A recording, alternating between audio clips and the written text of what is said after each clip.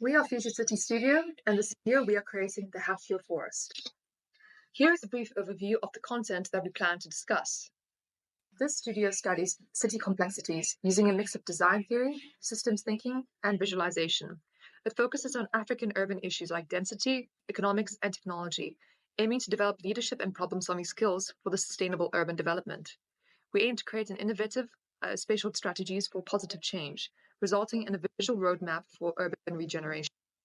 Here we highlight 4 key definitions to understanding the studio. The first is waste. Waste is the product of the industrial mind. It is a resource in a system that are not deemed valuable after it goes through the system. Discard are the products of the ecological mind. There is no waste in a circular system. Resources are reintegrated into the system.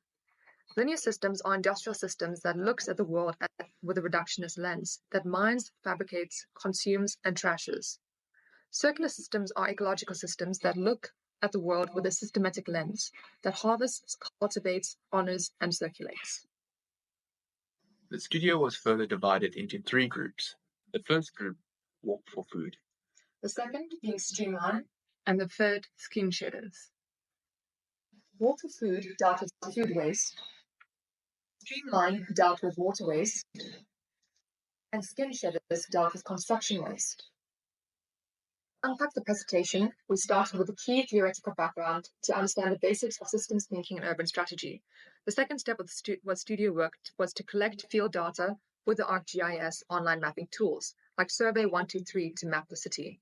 Then we will interpret the collected data from that to unpack the current state of the 3 urban waste systems, before ending at spatial implementations into the challenge state. In systems thinking, there is an industrial system that presents as linear.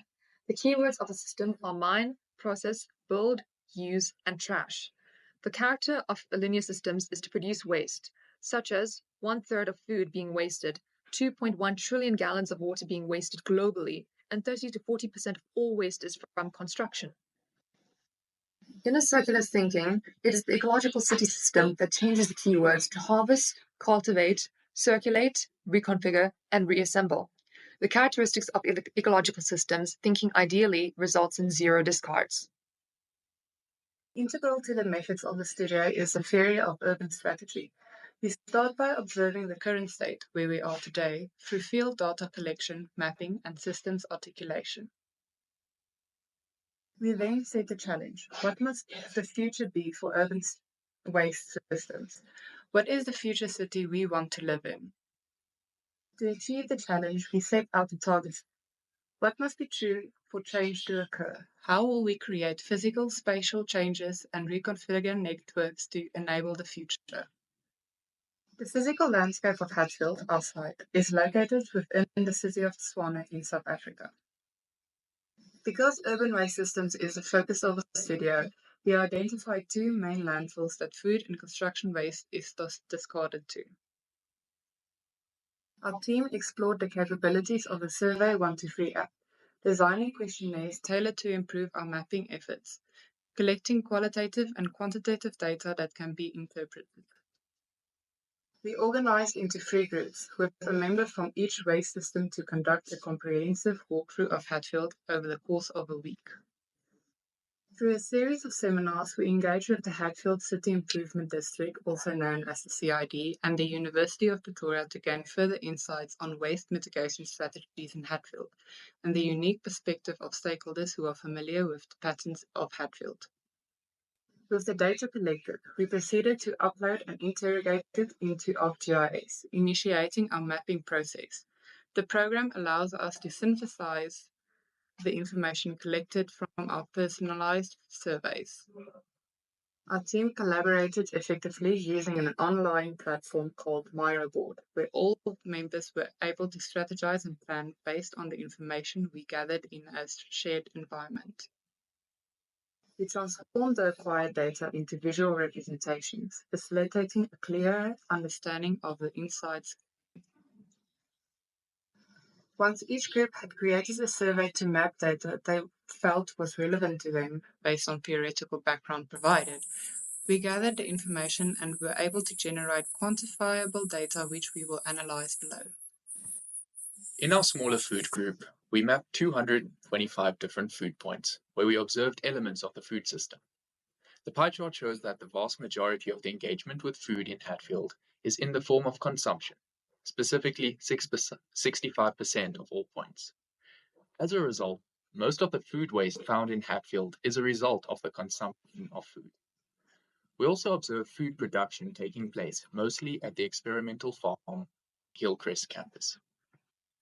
In order to visualize the food system in Hatfield, we have indicated what part of the food system was observed on the map below.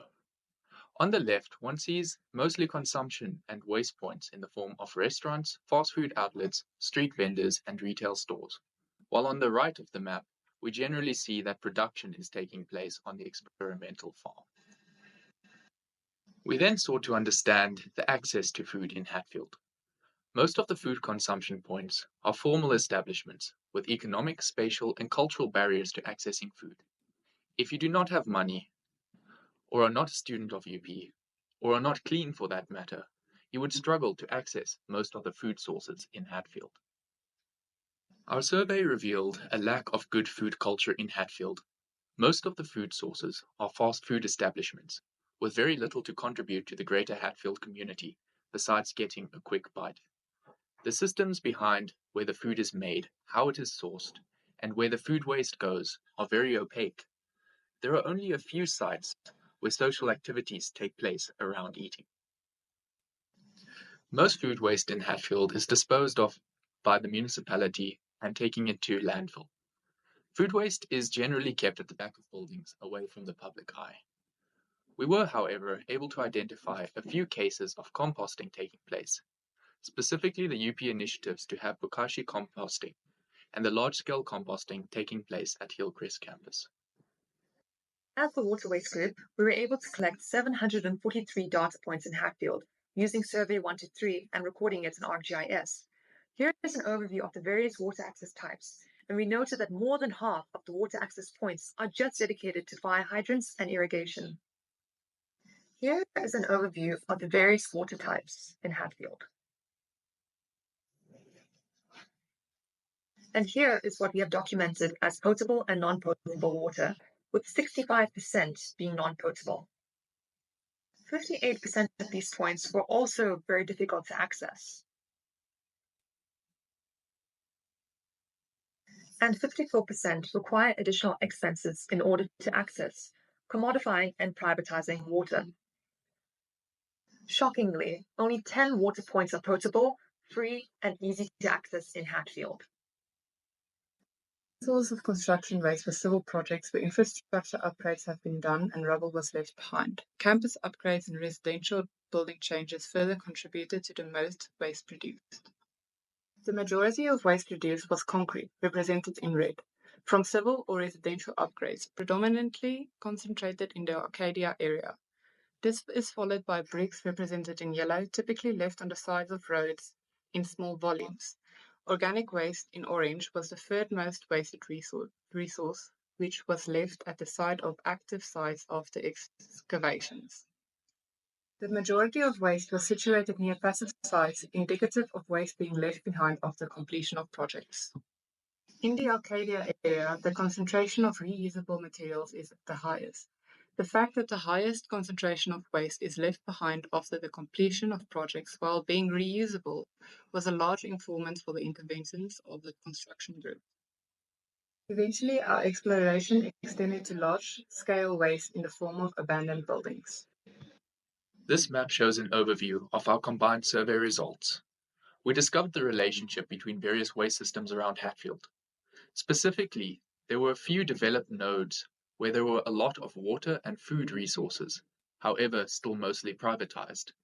And we also found a few deserts where there was few resources, but we did notice a lot of construction waste and urban decay taking place in these deserts. Now we will evaluate the stakeholder analysis. We gathered data from our first stakeholder, the University of Pretoria, through engagement with the UP Facilities, Sustainability and Waste Expert. The university has a vision for the future, improving waste management. And this was a good informant for the water group, with key takeaways including harvesting, suds, and regeneration. The Hatfield CID holds authority on public spaces, anything above ground, and for the construction group, this was relevant to know. As a stakeholder, CID stressed the importance of safety and public security, along with urban management, as they were proudly serving Hatfield. This leads us to system interventions with physical changes to positively affect the public experience. Now onto the permanent residents of Hatfield. There is a permanent Hatfield population of between 9 to 10,000 people. These are the people who are living in Hatfield and call it home. This group includes the homeowners in Brooklyn to the car guards who live under the railway bridges. Lastly, onto the student population. The student population of Hatfield consists of around 50,000 students, and educational facilities adds to the seasonality of Hatfield's activity. Hatfield is economically alive for 9 months of the year, leaving it a ghost town when students are not there. Zooming out a bit to look at the land use of Tshwane, we can see that the largest user of land is the agriculture industry. It is still expanding, destroying local ecosystems and polluting waterways.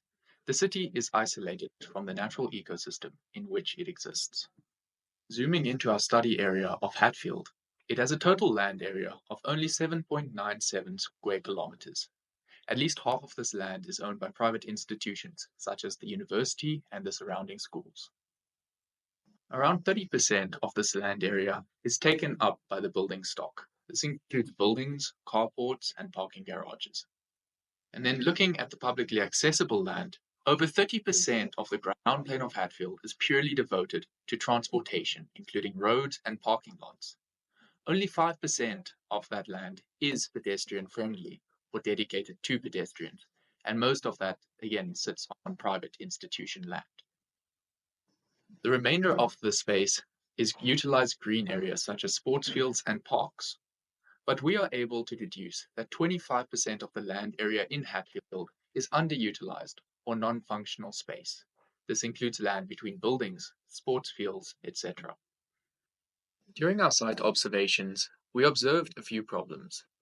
These being inefficient land use, a car-dominated street space with horrible pedestrian experience, lacking public space, and finally, the results of a linear waste system. These problems can be linked to a few core problems, these being a lack of place identity, undervalued human experience, a lack of safety and security, privatization of public space, missing public transit, and forgotten indigenous knowledge in spatial design, environmental appropriateness, and cultural behaviors. The cause of many of these core problems can be assigned to the linear systems present in Hatfield. As a studio, we will now be analyzing the current linear systems present in Hatfield through the lens of food, water, and construction. We're looking specifically at waste because it is the most obvious system of an open-ended linear system. To summarize the current food system, it is exclusive to local cultures and indigenous practices.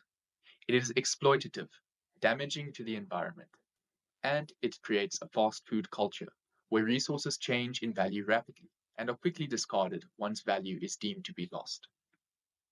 The current system extracts resources from the ecosphere, depleting biodiversity, water, air, and land quality. Through the food system, these resources are transformed and eventually end up in Hatfield, where it interacts with the nested systems present. Once food has been damaged, consumed, or deemed of no value, it is discarded as waste. This waste usually ends up in the landfill, where it continues to damage the ecosphere. We identified issues in the Hatfield context that continually add to the linear vicious system. The current water system relies heavily on importing water from an already strained Rand water, posing a threat to water security within Tshwane. Lack of water, water affordability, and water potability are all key issues that we aim to address. The current linear system does not account for local water harvesting, filtration, and distribution. Water currently operates within an industrial system that loses its value as it moves through the system. Water is lost through inefficiency, such as leaking pipes, and is contaminated with organic and chemical waste and litter. Water is sacred, yet it is still disrespected in the current urban system, an environment being utilized wastefully. Construction resources being too easily transformed into waste contributes to the larger linear systems issue. Inflow and outflow of stock is a linear process. sourced from mining, processed for construction, and eventually disposed of in landfills at the end of their lifespan. Only the construction and demolition phases fall in the Hatfield system before resources are wasted away in landfills. Well situated in Hatfield, our resources are segmented across isolated spatial, economic, behavioral, and resource systems which are only accessed by local and informal traders. This indicates that most of Hatfield's stakeholders are disregarding forgotten construction resources. It is clear that there is little culture of recycling or reusing of construction resources, and where there is, it is isolated to a small fragment of Hatfield's population. By observing the waste patterns of these three systems, we can conclude that Hatfield is full of linear systems, depleting ecological resources and creating waste.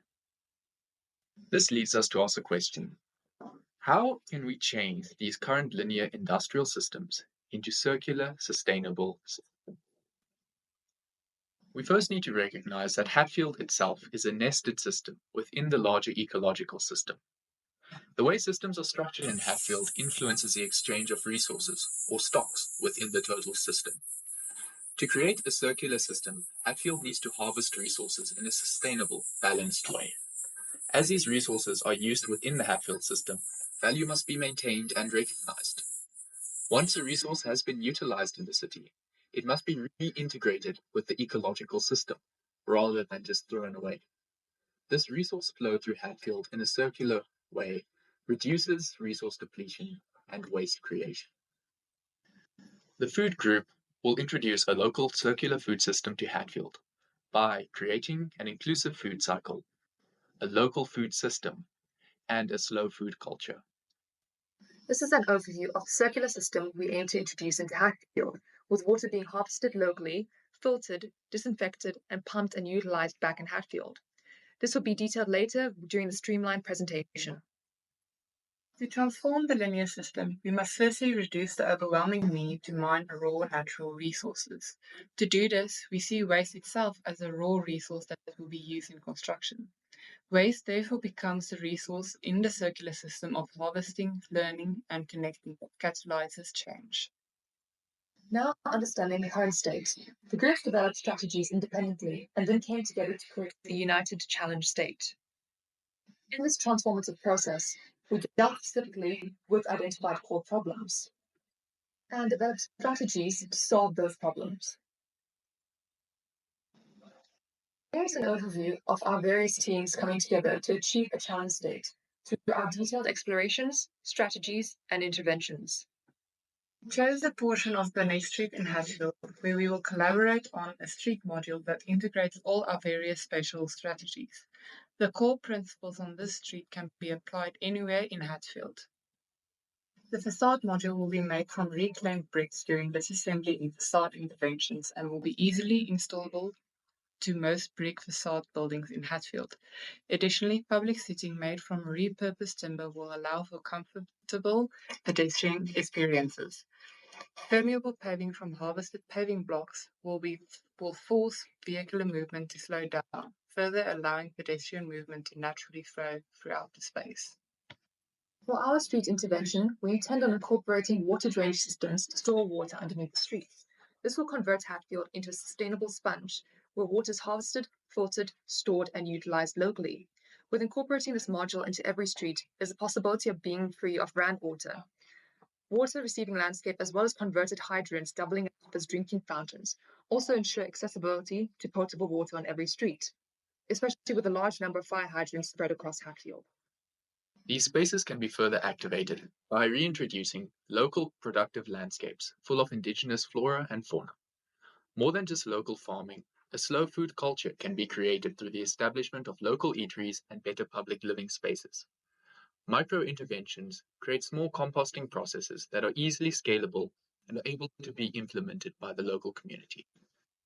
Here is a visual representation of our integrated systems. This video displays how we built a 1-to-1000 scale model of transformed Hatfield with our various interventions spread across, depicting both our large and smaller scale implementations.